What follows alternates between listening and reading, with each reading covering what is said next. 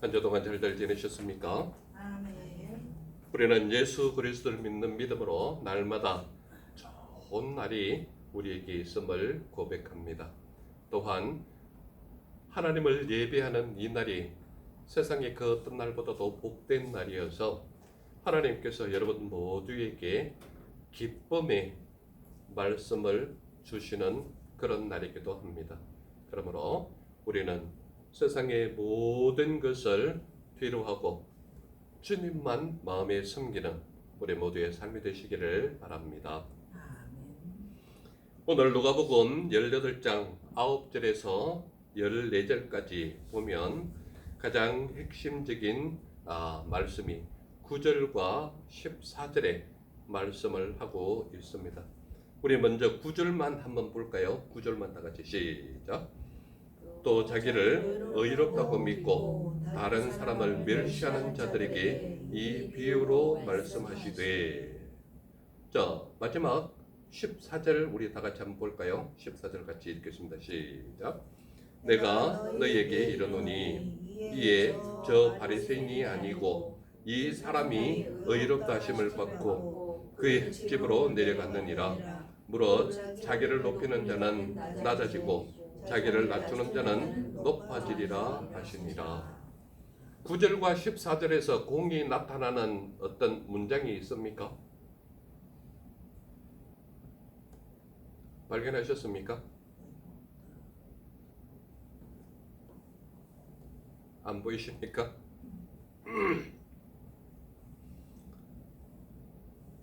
구절에 보면 이렇게 적고 있습니다. 또 자기를 의롭다고 믿고 다른 사람을 멸시하는 자들에게 이 비유로 말씀하시되, 이렇게 돼 있죠. 자기 스스로 자기를 어떻게 여긴다고요? 의롭다 여긴다 이 말입니다. 의롭다 여긴다. 요한시 14절 혼자 한번 읽어보실래요? 14절 시작. 내가 너희에게 이르노니 이에 저 바리새인이 아니고 이 사람이 의롭다 하심을 받고 그의 집으로 내려갔느니라. 거기까지요. 어떻다고요? 저 바리새인이 어떻다고요?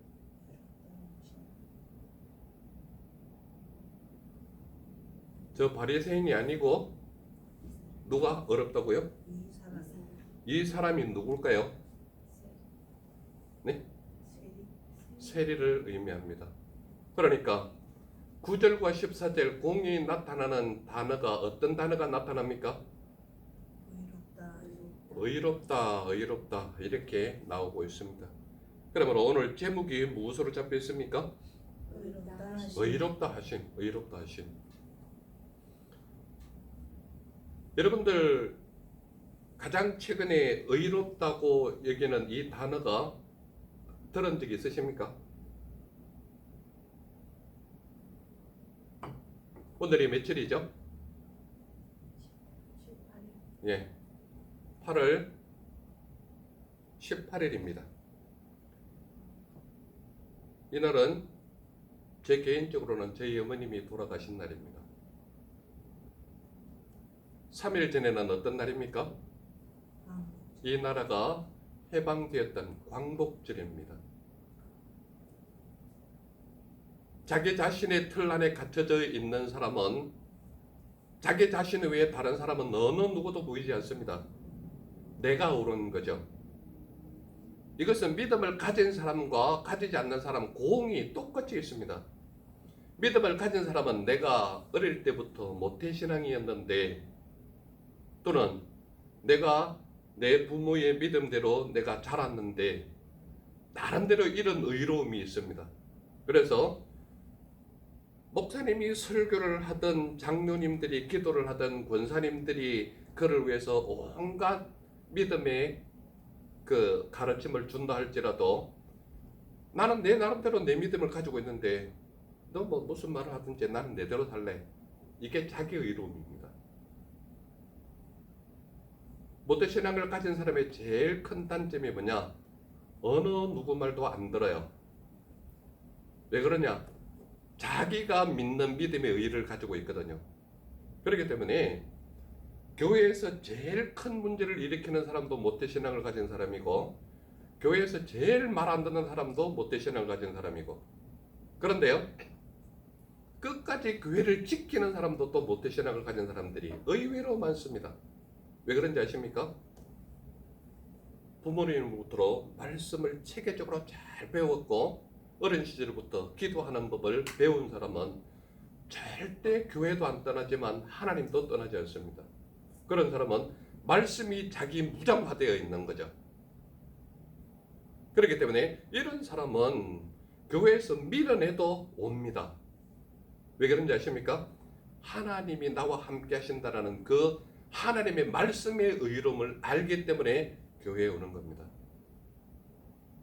그런데요, 오늘 본문 속에는 딱 두 가지 부류 사람이 있습니다. 어떤 사람이 있는가 하면요, 바로 바리새인의 관점과 세리의 관점, 두 가지 관점이 분명하게 드러나고 있습니다.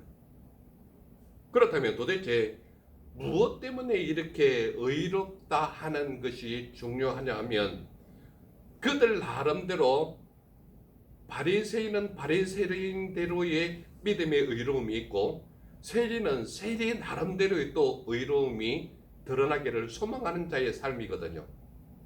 그렇기 때문에 하나님 앞에 있는 사람이 자기의 의를 드러낼 때는 모든 의의 근거가 무엇이 되어야 하면은 말씀대로 살았느냐 아니냐 이 차이입니다. 제가 이 말씀을 진행하기 전에 여러분들에게 한번 질문을 해보겠습니다. 여러분들은 의로운 삶을 살고 계십니까? 아니면 죄인의 삶을 살고 계십니까? 저에게 일부러 대답할 필요는 없습니다. 여러분들 스스로에게 질문하고 여러분들 스스로에게 답을 한번 해보시라는 의미입니다. 그래서 내가 이 말씀을 통해서 의로운지 죄인인지는 말씀을 다 마치고 난 이후에 여러분들 스스로 자기에게 나는 의로운 사람이구나, 나는 죄인이구나, 여러분들 스스로 느끼셔서 하나님의 말씀이 무엇을 말하고 있는지 그 삶의 방식대로 살아가는 우리 모두가 되시기를 바랍니다. 첫 번째로 드러나는 것이 무엇인가 하면요, 이 말씀이 무엇을 말하고자 함인가 하면 지난주에도 우리 기도에 대한 내용이 나왔죠. 오늘도 관점 자체는 기도에 대한 관점입니다. 그런데요, 잘 보세요. 지난주에 나타났던 관점의 연속선상으로 보면 9절에서 14절까지의 말씀은 무엇을 말하는가 하면 내가 의로운 삶인가 아닌가에 대한 관점입니다. 그러므로 첫 번째로 드러나는 것이 바로 두 부류의 사람이 기도하러 올라갔다 이 얘기를 합니다. 그런데요, 바리새인이 하는 말을 한번 보세요. 11절에 우리 다 같이 11절을 한번 읽어보겠습니다. 11절 시작. 바리새인은 서서 따로 기도하여 이르되 하나님이여, 나는 다른 사람들 곧 토색, 불의, 간음을 하는 자들과 같지 아니하고 이 세리와도 같지 아니함을 감사하나이다. 우리 간단하게 문장 만들어 보면요, 바리새인은 나는 다른 사람과 같지 아니함을 감사하나이다 이 말입니다. 이 문장 자체가. 그렇다면 바리새인은 어떠한 관점을 가지고 있는지를 우리가 말씀으로 확인을 해봐야 되지 않겠습니까? 바리새인의 관점을 한번 보시기 바랍니다. 첫 번째로 드러나는 게 뭐냐 하면 또 자기를 의롭다고 믿고 다른 사람을 멸시하는 자들에게 이 비유로 말씀하셨다 했을 때 비유로 말씀하시는 분이 누구예요? 예수님이 말씀하고 있는 거예요. 그러니까 여기에 바리새인과 세리는 실제 있는 사람이라고 봐야 됩니까? 없는 사람이라고 봐야 됩니까? 비유이기 때문에 사실은 이런 사람이 없습니다. 그런데요, 누구에게 지금 이 말씀을 들려주고 있는 거예요? 지금 예수님 앞에 수많은 사람들이 있단 말이에요. 제자들도 있고 바리새인도 있고 서기관들 있고 온갖 사람들이 다 모여 있습니다. 그런데요, 이 사건 자체가 실제적이라기보다는 수많은 바리새인과 서기관들에게 예수님께서 이들에게 하나님께서 무엇을 알려주고 있느냐라는 핵심을 전하고 싶은 거예요. 그래서 잘 보세요. 자기를 의롭다고 믿고 다른 사람을 멸시하는 자들에게 이 비유로 말씀하셨다. 이랬을 때 바리새인과 서기관은 지금 어떤 상황으로 삶을 살고 있다라고 말하고 있습니까? 바리새인과 서기관은 하나님의 말씀도 우습게 여기지만 율법도 제대로 지키지 않는 그들이라는 것을 은연중에 비유로 말씀하고 있다 이 말입니다. 왜냐하면 대놓고 너희는 이렇게 살고 있는 자들이야 이렇게 얘기하면 어떻게 됩니까? 굉장한 민중의 반란을 일으키는 그런 모습이 나타나지 않겠습니까? 그러니까 이 바리새인들은 어떤 사람인가 하면 율법을 가르치는 율법 선생이거든요. 우리가 지금까지 누가복음 1장에서 쭉 살펴보면서 우리가 알 수 있는 것이 뭐냐? 바리새인들에게 율법 교사가 가장 많았던 겁니다. 그러니까 율법에 대한 것은 누구보다도 잘 안다고 자부하는 자가 누구냐? 바리새인이란 말이에요. 그리고 그 모든 것들을 기록하고 지켜나가는 자들이 누구냐? 서기관이거든요. 그러니까 바리새인과 서기관들 앞에서 이 비유로 말씀하는 것은 그들에게 알아듣기 쉽게 비유를 하는 겁니까? 못 알아듣게 하기 위해서 비유로 말하는 겁니까? 알아듣기 쉽게 하려고 지금 이 비유를 말하고 있는 거예요. 그래서 예수님께서 뭐라고 처음부터 딱 이야기하느냐? 또 자기를 어렵다고 믿고 다른 사람을 멸시하는 자들에게 이 비유로 말씀하셨다. 이 말은 누가 들으라는 거예요? 바리새인과 서기관들 너희들이 들으라 이 말입니다. 이해가 되십니까? 그래서 이들에게 전하는데 잘 보세요.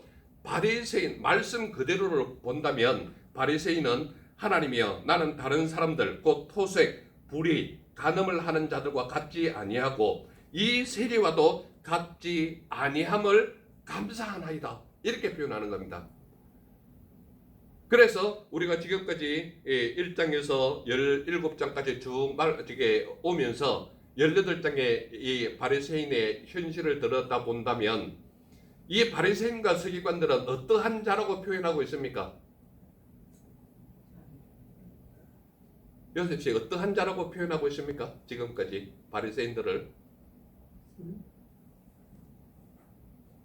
바리새인들을 흔히들 뭐라고 표현합니까? 외식하는 자로 표현하고 있죠. 15장, 16장에서 계속 외식하는 자의 모습으로 나타나 있지 않습니까? 그러니까 바리새인과 서기관들은 외식하는 자다. 외식이라는 의미가 뭐라고 제가 설명했습니까? 외식하는 자는 다른 사람에게 보기 위해서 일부러 그렇게 모습을 보이는 자, 즉 말하자면 광고하는 자, 자기 자신을 드러내는 자, 이런 자가 바로 외식하는 자입니다. 그래서 그들이 외식하는 행위로 기도하는 것은 어떤 모습인가 하면 그 당시 시대상으로 돌아가 본다면 성문 앞이나 시장 앞에서는 많은 사람들이 오고 가는 장소이기 때문에 바리새인들의 외식하는 기도를 어떻게 표현하는가 하면 성문에 문이 이렇게 있다면 여기에다가 손을 딱 얹어놓고 사람들 앞에서 주여 이렇게 외식적인 기도를 한다 이 말입니다. 그 말은 사람들에게 자기의 기도하는 모습을 일부러 광고하는 그런 모습이다 이 말입니다.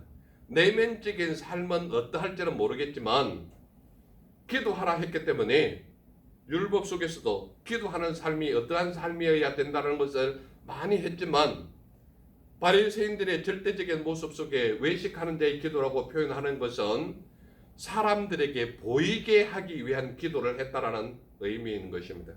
그러므로 이들의 기도는 실제적으로 자기의 마음과 정성을 들여서 하나님을 바라보는 기도가 아니라 사람들에게 보이게 하고 싶은 마음이 포함되어서 일부러 자기가 기도하는 광고를 하고 있다 이 말입니다. 이게 바로 그들의 모습이었다. 그들의 삶이었다 이 말입니다. 그렇다면 바리새인들은 어떤 사람이라고 우리가 알 수 있습니까? 바로 하나님의 말씀을 가르치는 종교 지도자들이었다. 이것을 알 수 있습니다. 그리고 무엇보다도 율법을 가르치는 율법 교사들이 가장 많은 숫자에 속한 파들이 어떤 사람들이냐? 바리새인 파에 속한 자들입니다. 그래서 율법을 가장 많이 아는 자에 속한 자도 바리새인이요. 하나님의 말씀을 가르친다라고 하는 가장 지도자적인 위치에 있는 사람도 바리새인들이었다 이 말입니다. 그런데 그들은 딱 첫 마디를 한번 보세요. 바리새인이 기도하는 이 말씀 그대로 제가 읽겠습니다. 바리새인은 하나님이여 나는 다른 사람들 곧 토색, 불의, 간음을 하는 자들과 같지 아니하고 이 세리와도 같지 아니함을 감사하나이다. 이게 바리새인들의 기도하는 모습이었다 이 말입니다. 우리 다른 단어들은 다 빼고요. 제일 먼저 드러나는 것이 뭐냐면 토색입니다. 토색.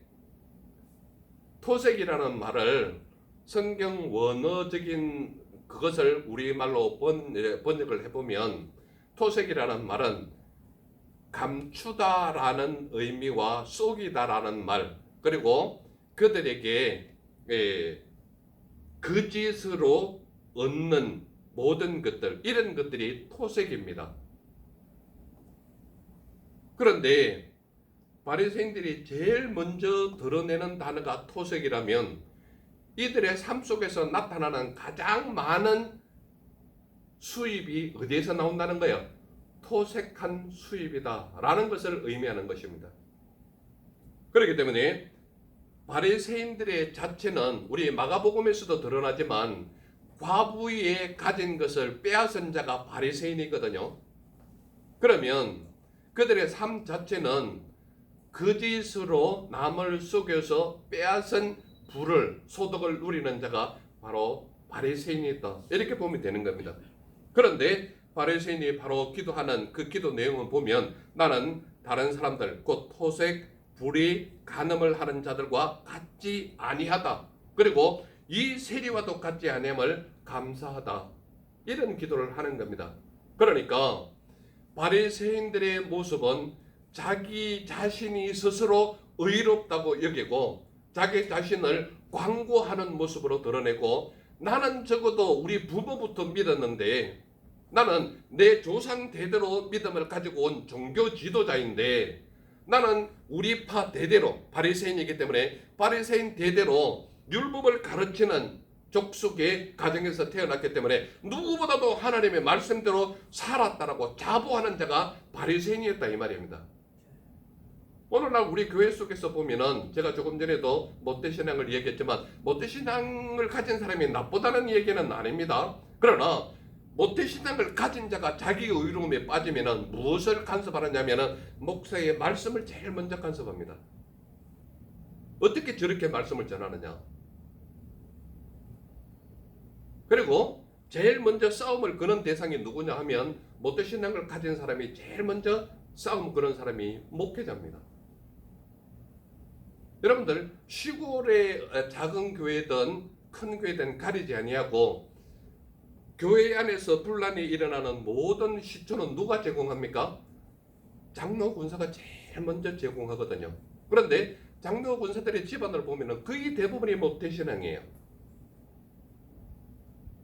제가 그들이 절대 잘못됐다 나쁘다 이 말을 하는 건 아닙니다.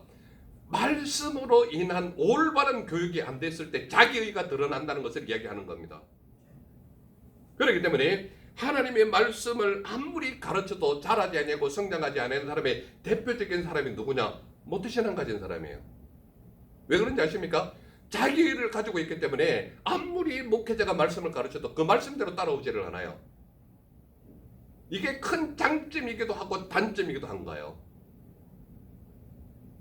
그래서 하나님은 우리에게 말씀을 주실 때에 제일 주의하라고 하는 자가 누구라는 거예요? 바리새인은 절대적으로 율법 교사가 가장 많은 지파가 바리새인파거든요.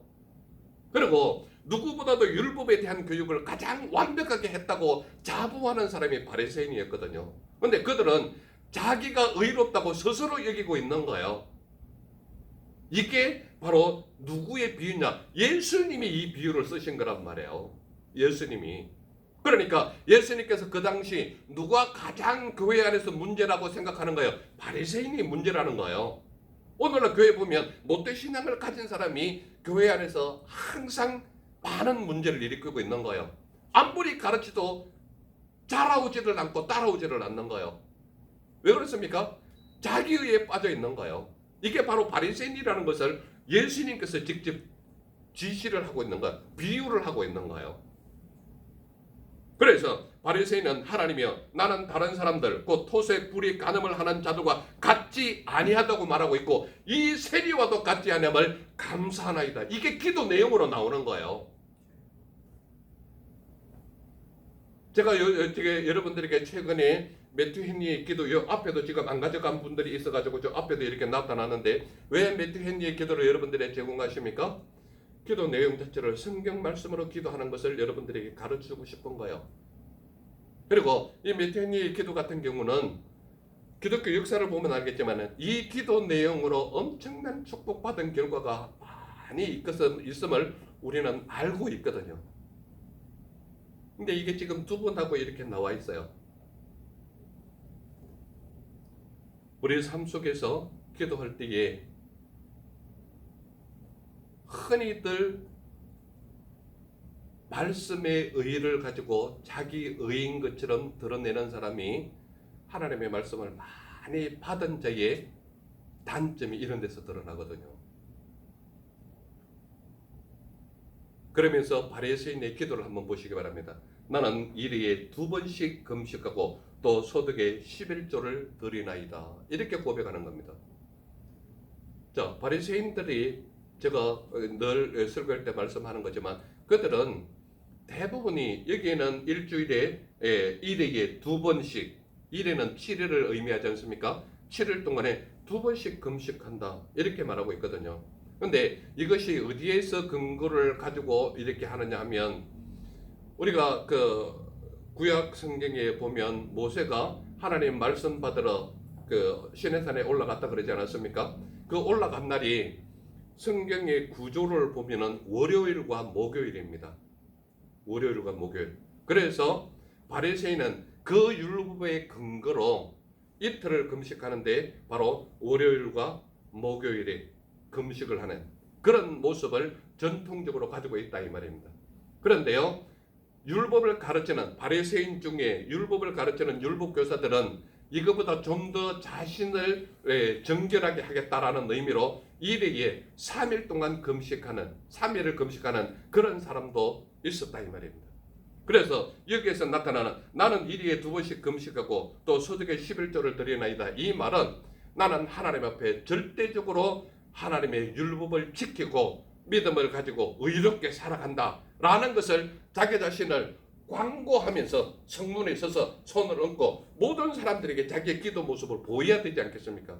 그러니까 광고하듯이 즉 외식하는 자의 기도처럼 기도하는 것이 바리새인이었다. 이것을 말하고 있는 것입니다.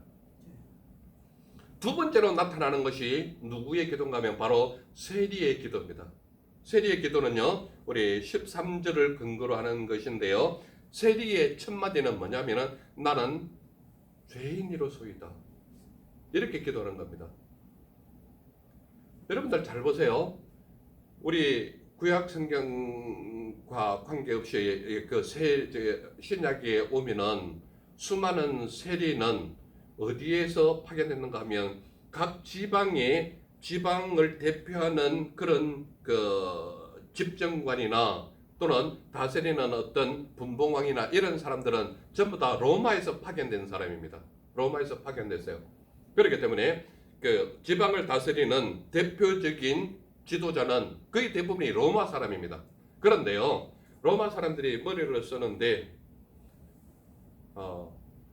이스라엘 백성들, 즉 유대 백성들 중에 세금을 거두는 사람을 하면은요, 로마 사람이 직접 거두는 것보다 훨씬 잘 거둡니다. 왜 그런지 아십니까? 유대 백성들 중에 세리로 뽑으면요, 무엇을 가지고 있는지를 다 알기 때문에 적정 수준을 세금으로 걷는 것이 아니라 자기도 생활해야 되기 때문에 자기 생활비도 세금으로 빼내야 자기가 생활할 수 있거든요. 그러니까 로마 사람들이 직접 세금을 거두는 것보다는 유대인들을 시켜서 세리로 옮겨가지고 세금을 걷게 하면요, 훨씬 많이 걷힌다는 것을 알거든요. 그러니까 바로 로마 백성들이 세리를 누구에게 뽑게 하는가 하면 유대 사람들에게 뽑게 하는 거예요. 그래서 유대 전통적인 백성들은 세리를 어떤 사람으로 취급한다고요? 형제들을 등쳐먹는다 그래가지고 죄인 중에 저런 사람이 없다라고 하는 게 세리입니다. 그렇기 때문에 세리들은 언제나 자기 마음속에 뭐가 있는가 하면 자기는 일상생활의 죄인이라는 개념이 스스로 자기 몸에 배어 있는 거예요. 그런데 이런 사람이 의롭다고 여기는 바리새인들 옆에 가는 것도 조금 속된 표현을 말하자면 껄끄러워요. 왜냐하면 자기 같은 유대 백성들에게도 바리새인이라 그러면 율법 교사가 많기 때문에 굉장히 우러러보는 종교 지도자들이었거든요. 그러니까 세리는 성전에 가서 기도한다 할지라도 바리새인 옆에 가까이 가지도 못해요. 그러면서 멀찌감치 떨어지는 겁니다. 그러면서 세리가 기도하는데 세리의 모습을 한번 보세요. 세리는 멀리 서서 감히 눈을 들어 하늘을 쳐다보지도 못하고 다만 가슴을 치며 말했다 그랬습니다. 그러니까 여러분들 잘 보세요. 그 당시 구약 시대나 신약 시대의 대부분의 예루살렘 성전에 왔을 때는 하나님 앞에 기도할 때 얼굴을 하늘에 대고 두 손을 이렇게 들어서 기도했단 말이야. 하나님 나 좀 봐달라고, 나를 불쌍히 여겨달라고. 이게 일상적인 기도 생활이었단 말이야. 그런데 바리새인 하는 모습을 한번 보세요. 세리는 멀리 서서 감히 눈을 들어 하늘을 쳐다보지도 못하고 지금 내면 속에 나는 죄인이다라는 개념이 너무 짙어 있으니까 하늘을 바라보고 기도하는 것을 생각지도 못하고 다만 어떻게 가슴을 치며 말하는 거예요. 가슴을 치며. 딱 첫 마디가 어떻게 기도합니까? 하나님이여 불쌍히 여겨주소서. 내 삶 속에서 하나님을 영접한 것이 가장 큰 복이고 기쁨이고 즐거움이라면 하나님께서 나를 용서해 준 것, 하나님께서 나를 사랑해 주셨던 것, 하나님이 나를 위해서 아낌없이 자기 자신을 희생했다는 이 모든 개념이 우리의 내리 속에 있고 말씀 속에 있고 가르침 속에 있지 않습니까? 그러니 세리는 하늘을 쳐다보는 것도 두려워서 가슴을 치면서 나를 불쌍히 여겨달라고, 나를 불쌍히 여겨달라고. 이게 세리의 기도였다 이 말입니다. 그러면서 자기 자신을 뭐라고 표현합니까? 나는 죄인입니다. 나는 죄인이에요. 하나님 앞에 나와서 이러한 고백을 하는 자는 남이 의롭다 어쩐다 그런 말 할 필요가 없습니다. 하나님의 사랑을 알고 하나님이 내게 어떠한 사랑을 베푸셨다는 걸 알고 하나님의 은혜가 어떤 것이라는 것을 아는 자는 나는 죄인입니다. 나를 불쌍히 여겨달라고. 하나님 아니면 나는 내 죄를 용서함 받을 수 있는 그런 모습이 아니었다는 것을 누구보다도 자기 자신이 자기를 아는 거예요. 그러므로 내게 사랑을 베푸신 그 하나님의 사랑은 그냥 사랑이 아니라 내 생명이 오늘날까지 유지할 수 있도록 나를 이끄신 하나님의 사랑이 가장 크기 때문에 나를 불쌍히 여겨달라고. 나를 불쌍히 여겨달라고. 그러면서 자기 스스로 뭐라고 얘기합니까? 나는 죄인입니다. 나는 죄인이에요. 이 고백을 하지 않습니까?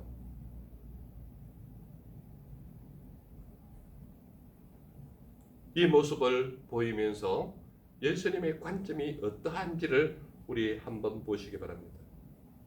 14절이 예수님의 관점입니다. 우리 14절 말씀 다 같이 한번 읽어볼까요? 시작. 너희에게 이르노니 이에 저 바리새인이 아니고 이 사람이 의롭다 하심을 받고 그의 집으로 내려갔느니라. 자기를 높이는 자는 낮아지고 자기를 낮추는 자는 높아지리라 하시니라. 전전장을 통해서 자기를 높이는 자는 어떻게 된다고요? 낮아지고 자기를 낮추는 자는 높아지리라. 똑같은 말씀 지금 반복하고 있지 않습니까? 예수님은 끊임없이 우리의 삶을 통해서 무엇을 말하고 있습니까? 겸손한 자의 기도. 자기 자신을 낮추는 자의 겸허함이 우리의 삶 속에 드러나기를 원하는 그러한 기도가 예수님께서 기뻐하시는 기도다 이 말입니다. 예수님께서 14절을 통하여서 분명히 나타내고자 하는 것은 자기를 높이는 자는 낮아지고 자기를 낮추는 자는 높아지리라, 이 관점을 말하고자 하는 것입니다. 그래서 14절을 통해서 첫 번째로 분명히 우리에게 알려주는 게 뭐냐? 내가 너희에게 말한다 이 말입니다. 내가 너희에게 이른다 이 말입니다. 그러면서 예수님의 지적을 한번 보세요. 이에 저 바리새인이 아니고 이 사람이 의롭다 이렇게 했을 때 이 사람은 누구를 얘기합니까? 세리를 의미하는 것이거든요. 이 사람이 의롭다 하심을 받고 그의 집으로 내려갔느니라. 누구 집으로요? 세리 집으로. 여러분들 그 당시의 삶을 추론으로 해서 세리의 삶이 어떠했는지를 추론해 본다면 주위의 모든 사람들이 다 형제 자매들이고 유대인들이고 유대인들의 생활권 안에서 생활하기 때문에 모든 사람들이 손가락하는 그 사람 집에 예수님이 들어간다면 여러분들 그 당시의 상황을 한번 생각해 보세요. 아주 빈약하게 사는 한 초가집 있는 한 사람에게 그 나라의 왕이 침입하는 모습과 똑같은 의미입니다. 그러니까 세리로서는 예수님이 그 집에 들어오는 것이 어때요? 그야말로 왕을 영접하는 기쁨이 그 마음속에 있는 거예요. 그렇지 않습니까?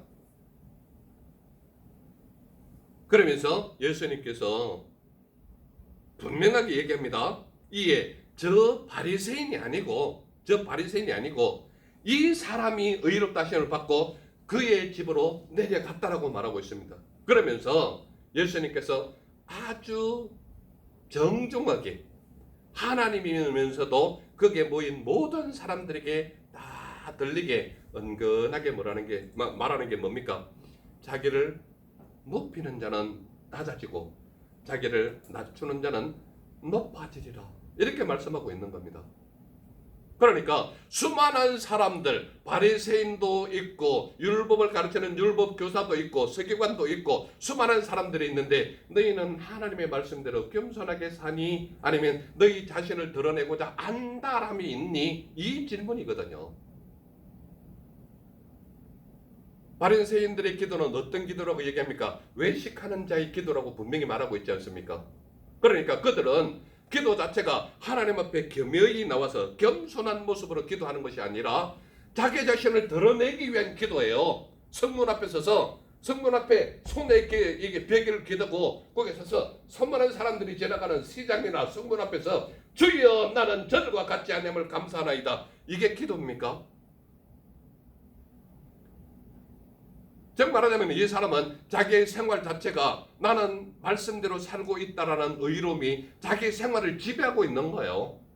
그러면서 자기 입으로 뭐라고 얘기합니까? 나는 저 세리와 같지 아니함을 감사하나이다. 이게 자기 기도 속에 나오는 거예요. 바리새인의 기도.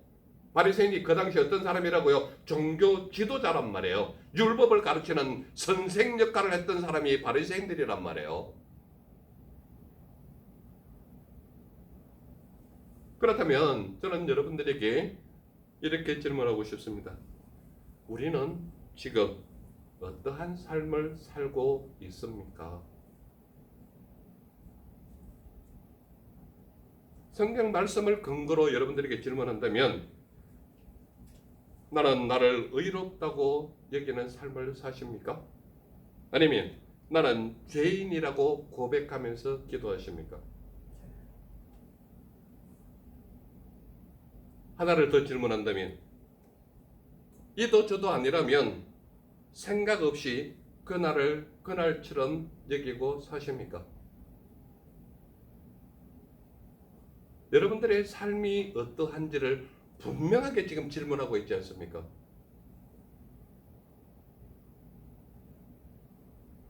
여러분들에게 성경은 이렇게 질문합니다. 여러분들은 자기 자신을 의롭다고 여기십니까? 아니면 나는 죄인이라고 고백하는 기도를 하십니까? 거기에 덧붙여 생각 없이 그날처럼 살고 있습니까?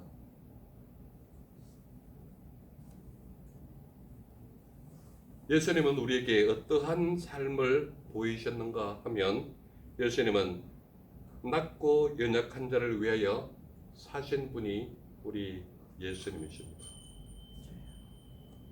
또한 예수님은 죄인을 불쌍히 여기신 분이 우리 예수님의 삶이셨습니다. 그 다음에 드러나는 예수님의 삶을 보면 하늘의 가장 높고 화려하고 귀하고 존귀한 보좌를 버리시고 하나님께서 우리 인간의 몸을 입고 이 땅에 오셔서 우리의 죄를 사하시려고 오신 분이 우리 예수님이셨습니다.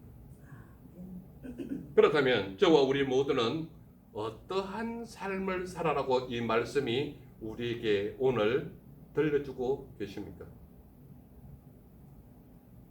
오늘의 이 말씀은 우리의 모든 삶이 의롭다고 여김을 받는 자의 삶이기를 원하시는 분이 우리 예수님이시다. 이러한 어떠한 삶을 산다 할지라도 예수님께서 우리를 어렵게 여겨주지 않으면 우리 자신의 의의는 아무것도 아님을 알아야 한다 이 말입니다. 그러므로 저와 우리 모두는 내가 알고 있는 의대로 사는 것이 아니라 하나님의 말씀이 요구하는 의로운 삶이 우리의 삶이 되어야 된다 이 말입니다. 그러므로 내가 내 삶을 주관하는 그런 삶을 사는 것이 아니라 말씀이 여러분들에게 요구하는 삶을 살아가는 것이 예수님께 의롭게 여기시는 삶이다 이 말입니다. 그렇다면 오늘 이 예배에 참석하셔서 하나님 앞에 여러분들의 얼굴을 내어놓고 호람대구의 하나님을 만나는 이 순간, 이마고데이의 하나님을 만나는 이 순간 여러분들의 삶 자체가 예수 그리스도의 얼굴을 마주보고는 삶처럼 세상에서의 삶도 그러한 삶을 사는 의로움이 여러분들의 삶 속에 나타나기를 소망한다 이 말입니다. 이 말씀을 들은 우리 모두에게 예수님은 분명히 이렇게 말씀하실 것입니다. 너희의 삶은 내가 어렵게 여기는 삶을 살아보지 않겠니? 이런 질문이에요. 여러분들은 어떻게 살고 싶으십니까? 스스로 의롭다 여기는 삶을 사시겠습니까? 아니면 세리의 고백처럼 나를 불쌍히 여겨 주옵소서, 나는 죄인입니다, 이런 고백을 하시겠습니까? 어떤 고백을 하시든지 간에 우리를 의롭게 여기시는 분은 예수님이십니다. 그러므로 말씀을 우리에게 말하는 대로 살아가는 것이 무엇인지를 분별해서 예수님께서 우리를 의롭게 여기는 우리 모두의 삶이 되시기를 간절히 소망하는 것입니다. 기도하겠습니다. 사랑의 주 하나님 감사합니다. 오늘도 우리에게 의롭게 하심이 무엇인지를 분명히 깨닫게 해주시니 감사합니다. 우리의 남은 생애가 예수님께서 분명하게 우리를 향하여 내가 너희를 의롭게 이긴다라고 음성을 듣는 우리 모두의 삶이 되게 하옵소서. 함께 하시고 이끄시고 너로 채우심을 믿사오니 주님 홀로 영광받아 주옵소서. 날 보내신 예수님 이름으로 감사하며 기도드렸사옵나이다.